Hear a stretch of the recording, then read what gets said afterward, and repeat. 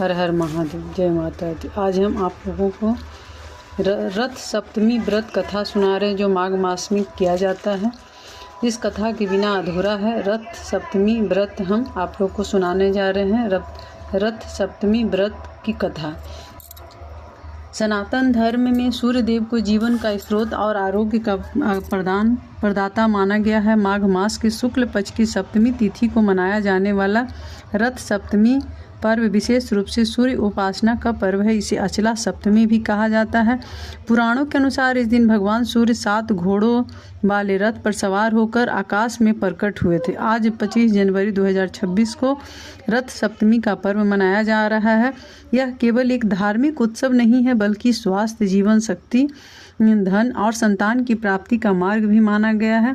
रथ सप्तमी के दिन किया गया व्रत, स्नान, पूजा और दान विशेष पुण्य प्रदान करते हैं। सनातन ग्रंथों में बताया गया है कि विधि पूर्वक इस व्रत को करने से रोग, दुर्भाग्य और जीवन की कठिनाइयां दूर होती हैं। माना जाता है कि बिना व्रत कथा पढ़े और बिना व्रत कथा सुने यह व्रत अधूरा माना जाता है। आइए जानते हैं कि रथ सप्तमी की व्रत कथा क्या है।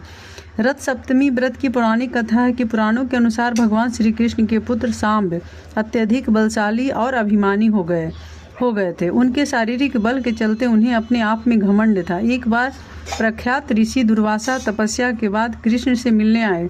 उनके दुर्बल शरीर को देखकर सांब हंसी में उड़ाने लगा और उनका अपमान किया।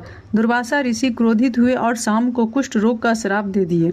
सांब की यह स्थिति देखकर भगवान श्री कृष्ण ने उन्हें सूर्य देव की उपासना करने का मार्ग दिखाया।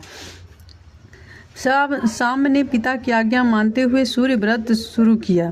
उन्होंने विधि पूर्वक सूर्य देव की आराधना की, स्नान किया और दीपक जलाए। कुछ ही समय में उनका कुष्ठ रोग समाप्त हो गया और सूर्य व्रत और भक्ति के फलस्वरूप उनका सौंदर्य, स्वास्थ्य और तेज फिर से प्राप्त हुआ। इस कथा से स्पष्ट होता है कि रथ सप्तमी के दिन सूर्य देव की आराधना करने से आरोग्य, संतान सुख और जीवन में समृद्धि की प्राप्ति होती है। एक अन्य कथा के अनुसार एक महिला गणिका ने अपने जीवन में कभी दान पुण्य नहीं किया था। जब उसका अंतकाल आया तो वह ऋषि वशिष्ठ के पास गई। महिला ने मुनि से पूछा कि मैंने जीवन में कोई पुण्य नहीं किया, अब मुझे मुक्ति कैसे मिलेगी।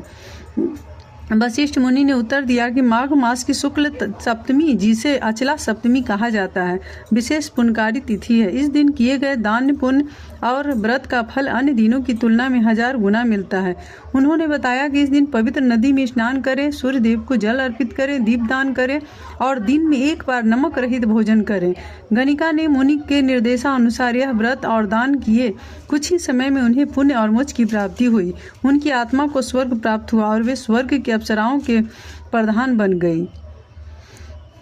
कथा आप लोगों को कैसा लगा कमेंट में जरूर बताइएगा। हर हर महादेव। जय सूर्यदेव। ओम गृहिणी सूर्याय नमः। ओम गृहिणी सूर्याय नमः। रिद्धि सिद्धि चैनल पर कोई नए हैं, चैनल को सब्सक्राइब